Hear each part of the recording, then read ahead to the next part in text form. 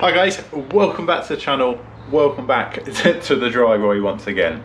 It's a bit damp, it's just stopped raining, but we're going to crack on with this Mini Mayfair. So, where did we get up to when we were in the barn? So, I'll walk around the car and I'll show you where we're up to. Just as a quick recap, I won't take ages for this, but some people might be new to the channel, and if you are, hello, thank you. Check out the rest of this build and the rest of the other mini builds that we've got. But we got to the point with this car, obviously, where we needed to move, and then we got some more panels that needed fitting. Those are there, and I'll get onto them in a minute. So let's go check out where we got up to.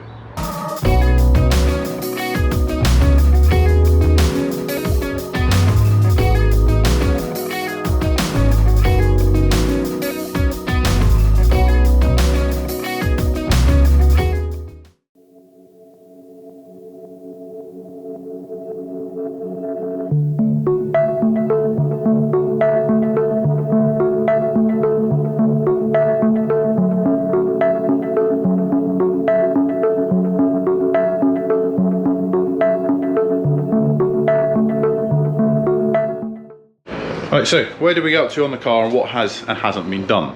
So, we've done the full front end. This isn't quite finished. The bonnet alignment needs playing with a little bit until I'm happy enough with it. The bonnet is just literally plonked on place to move it, but the front end's fully welded. Off camera, I put these little tabs in. You have to put these in. It's like a folded bit of steel, which has just got a plug weld each side. That just keeps these two together basically and adds a lot of strength. I also do a little seam weld here, which needs cleaning back, but the arch will cover this, but it also adds a bit more strength in here, and obviously this gets seam sealed for paint. But I always do it on all my cars, and obviously I'm sure James won't mind me doing it on this one. Out the tops of the wings, I always put a little tack in here, and then that gets seam sealed, and then obviously that's welded, and then we've got the tab that side as well. Same mod again done here. So the front end is kind of just done really, it just needs a bonnet playing with a little bit. Obviously we put a full scuttle in this car, and we did a bulkhead repair that side, so go and check out the episode on that. It's had flitch panel repairs both sides. I think it's had a full flitch that side. We'll walk around and find that. Yeah, it's had a full flitch on that side, which needs cleaning back. So it's had a full flitch over there and a little repair that side, which I haven't even done anything with yet, which we'll get onto in this episode a little bit more. And now we're left with these. We also have done quite a lot of work to the back of the car. So you will see, again, it's just been ground back very lightly. It's not been sanded or anything. A lot of this will get done by the body shop because you don't want to go too far, but I'll get it a bit smoother. It's had a valance, it's had a boot floor repair, and it's had subframe mount repairs. So in the back here, that is all solid now, all seam sealed, and I'm quite happy with all that in there. This hinge panel is obviously new, so that's all done as well. Down this side, like I mentioned, we've done the flitch bulkhead repair, dash rail repair, and down there is just that little repair you can kind of see there, and we'll go on to that in a second. Like I say, in the car, heritage door skins, heritage seals. So that's the work that's been done so far. I sound like I run through that a lot, but that was a lot of work. As you will know if you have seen the channel before, the front end was horrendously hard. We found out, James knew, but we found out a little bit more that it's had a front end smashed this car, and this inner wing was ever so slightly pushed in. And why I say wing, not just the wing, otherwise we would have replaced that, and the reason we didn't replace that was because it's actually pushed the toe board up a little bit, very, very slightly. We've pushed it back, and I've got it as straight as I can, and as you can see, the panel gaps are nice, but it is not 110. And I had this discussion with James and stuff like that, and he saw the car because he moved it to this house, and he said it's 10 times better than it was. So I'm happy with it in the sense that we haven't actually done any serious structural work to it, and we have got it this straight, so we can hold our heads high again. We've done the best we can with the tools we've got. But in an ideal world, you'd have put it on a jig, you'd have pulled the floor down a little bit, and you'd have done it that way. But the car's always driven straight, it's always done okay. So it's obviously done sub 50. I think James had the car well over, getting on 15 years, maybe 13 years. So and it's never caused him any grief. So we've now repaired it as much as we can, and then move forward. So onto this video. We've got these lovely panels, which I ordered through Minimine. There's a discount code now on the screen. So for 10% off when you spend £15 or more, there's a discount code now on the eBay store. Go check that out. Panels aren't yet on there, but we're working on a website in the background, so they will be loaded onto there. But these are M machine panels. If you do want to purchase any panels in the meantime, the discount code will be active on them, but you can ring up and you can order your panels from Minimine. We stock Heritage, we stock M machine and Magnum, so fill your boots or whatever you need. These ones, these are what we call, or I like to call, quarter floors. So These go up to past the first flute. We did fit one of these in the blue Mini Clubman, and I'll put a picture up here somewhere, Pete Mates, and I was really impressed with how they fit. So they come with the inner seal on them, the seatbelt anchor welded onto it, and all the original carpet fixings. Not that many people use them these days, but it's got them on it as well. And we've got both sides, so we're going to be starting with this side, which is the passenger one, because I'll show you, for obvious reasons, we've got issues. I've also picked up these. We may or may not need to use them. These aren't the best of panels. I don't really rate them too much, but it's a quick fix, the profile we need, because this isn't acceptable to weld to. So like we did with the MPI, put a very low down sliver to minimize distortion, but give us a really nice surface to weld to. So we've grabbed that one, which will massively save time because we can just cut the panel and use it. So inside the car, that door's not attached properly. Oh yeah, we've done the door steps both sides as well, so let's not kid ourselves, we've done quite a bit. So we did the door steps first, leaving the inner seal in place, so the structure wasn't altered. The inner seal itself, if you look in this car, it doesn't really look that bad at all, but you can see there, that's where someone's put the overseal on and it burnt through the factory sound deadening. And you can't quite pick up on camera, but there's tons of little pinholes in there. This side is obviously, where I say it's gone to the first flute, you've got the flute there, and it's come past up to the drain hole. So you will notice on these panels, it's got the drain hole on it. So we can come comfortably right up to here and sort that out. So this isn't an injection floor, but it shouldn't matter too much marrying it up to this. We'll do the best we can with it. Whatever we do will be better. And then we can finish off this repair, which is obviously just bare, which has been put in and then not finished because we've got nothing to fix it to. It runs all the way under here and to the back, gets rid of the massive hole in there. That's fun. And the main reason is because of these overseals. So these overseals, as you can see, have caused an horrendous amount of damage. That is too close to your subframe, so we might have to do a bit of repairs there. But you can see just how far that overseal has got the floor. So there is actually a bit of the overseal left there. You can see how far it went in, and it's obviously taken all of that. By fitting these, you get a whole new stretch and a really nice surface to be able to put your new outer seal onto. So that is what we're doing in today's episode. We most likely won't get the whole thing welded in, but what we want to try and do is get it all cut out down that side, measured up, and maybe mocked up.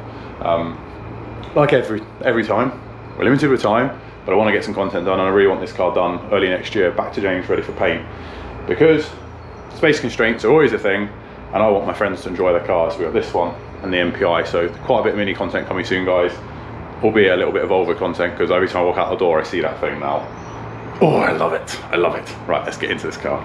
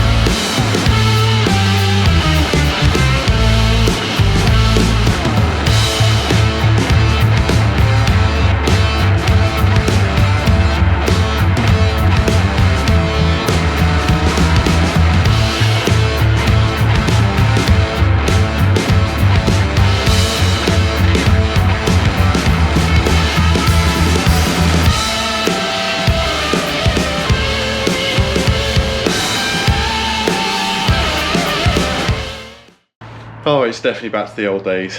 It's getting dark, it's getting damp, and we're cutting away. So I'm losing light a little bit, so I don't know how long this video will actually be, but got most of the metal cut out. So let me show you what I mean by the overseal damage.